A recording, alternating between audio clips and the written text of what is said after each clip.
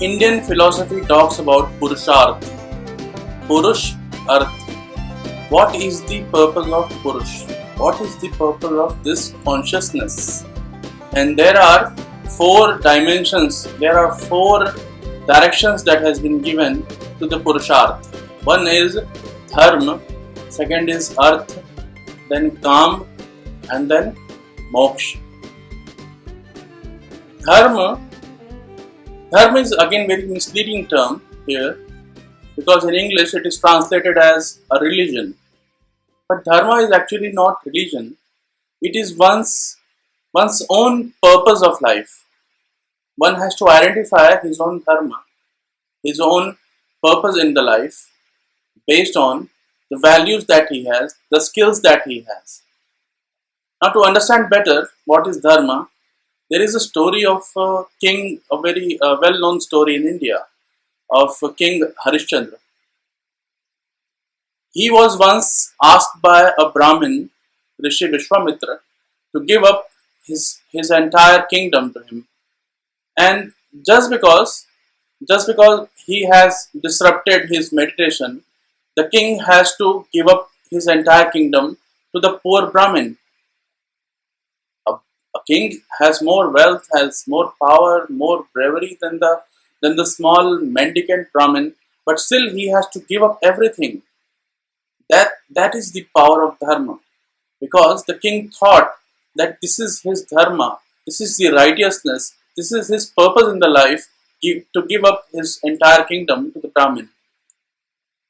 Obviously, it is not the right dharma for the Brahmin, but the whole story is different. The Rishi was actually testing the king. Okay, so that is the power of dharma. That a person has a sense of purpose in the life, that the person has a sense of action, sense of activity in the life.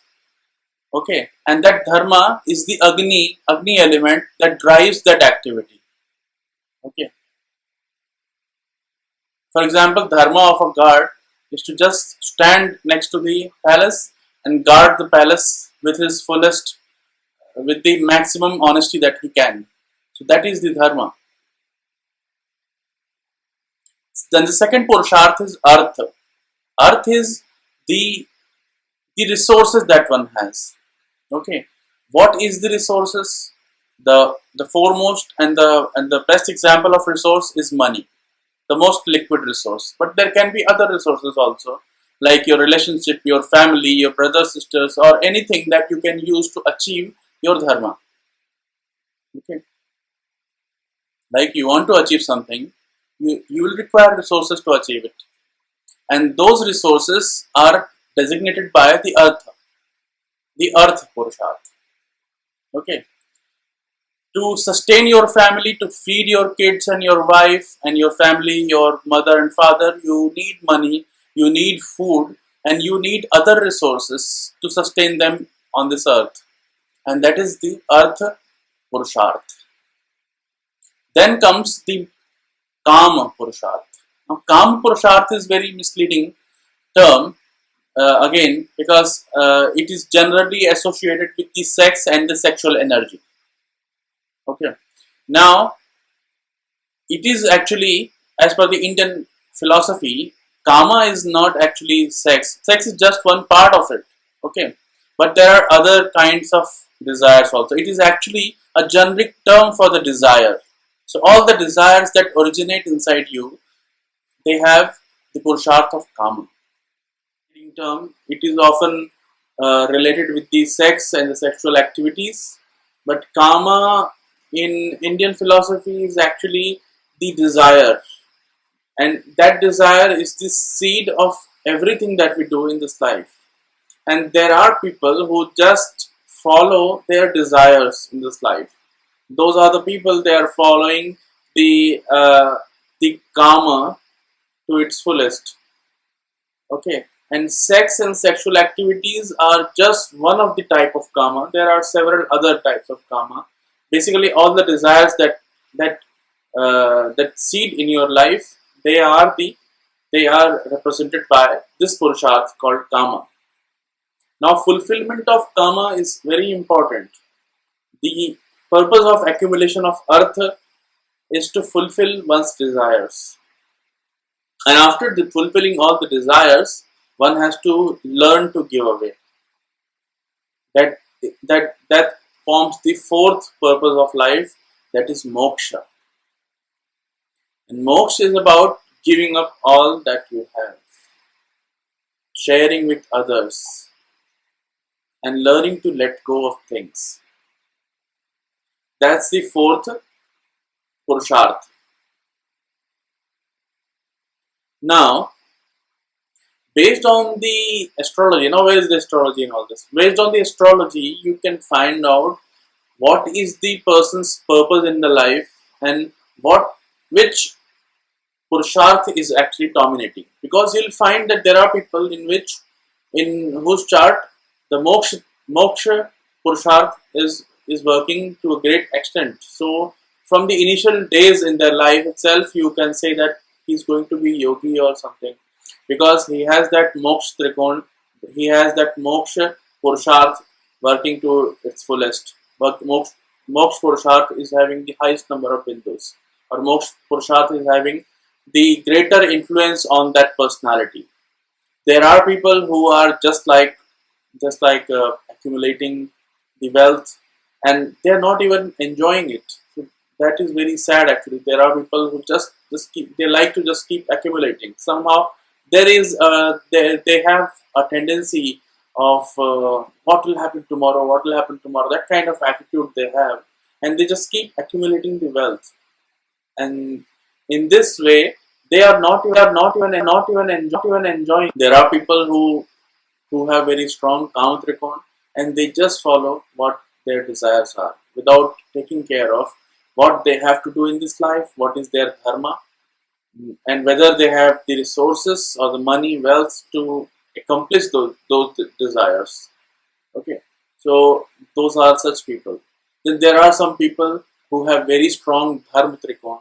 So they have very good sense of what is right, what is wrong in their life. They have a strong sense of purpose in their life, but they are not good at encashing it. So they are just very strong in the dharma trikon. Like there is a story about Chanakya. He was once there was a thief in his city, and he uh, he he went to steal something from Chanakya's house, and he saw that it was the cold season, it was the winter season, and Chanakya was sleeping on the floor, and his entire body he has squeezed in such a fashion so that he has uh, he has squeezed his entire body in such a fashion that he doesn't feel the heat, he doesn't feel the cold. There is a heap of blankets lying next to him, but he was not using any of them. And that thief comes and asks Chanakya that there are so many blankets just next to you, but still you are shivering in the cold. What is the reason for this? Then Chanakya says, these property, these wealth belongs to the people of Magar, to the people of nation, and I am just here to distribute it to them. So I don't consider any right to use them for myself.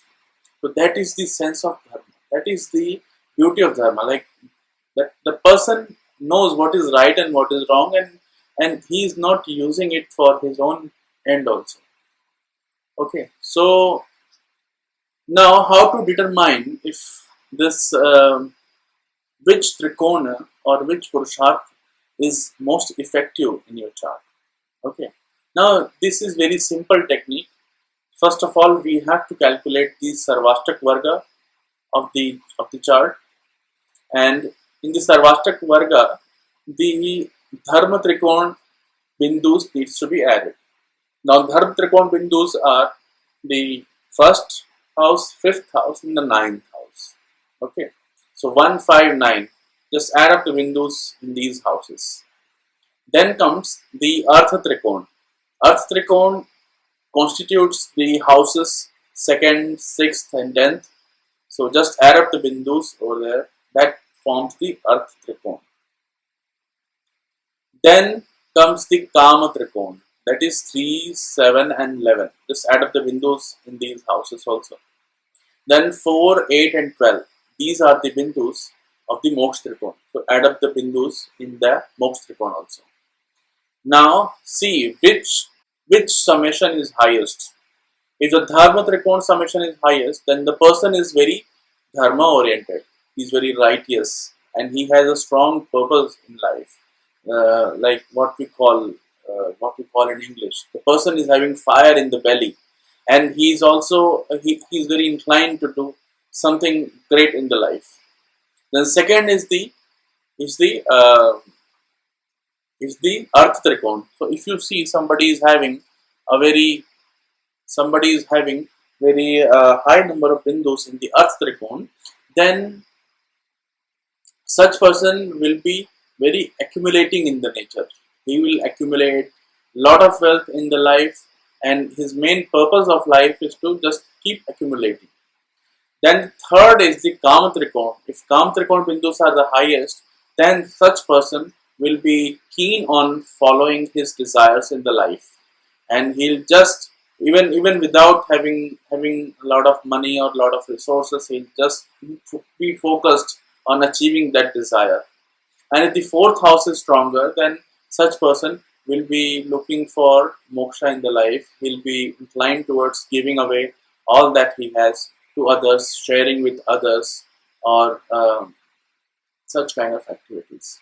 Now, if you want to find out based on just these indexes that somebody, whether he's working independently or he's working under somebody, like he's employed under somebody, or he's a self-starter or an enterprise, an entrepreneur, then one has to see the artha trikona and the dharma trikona.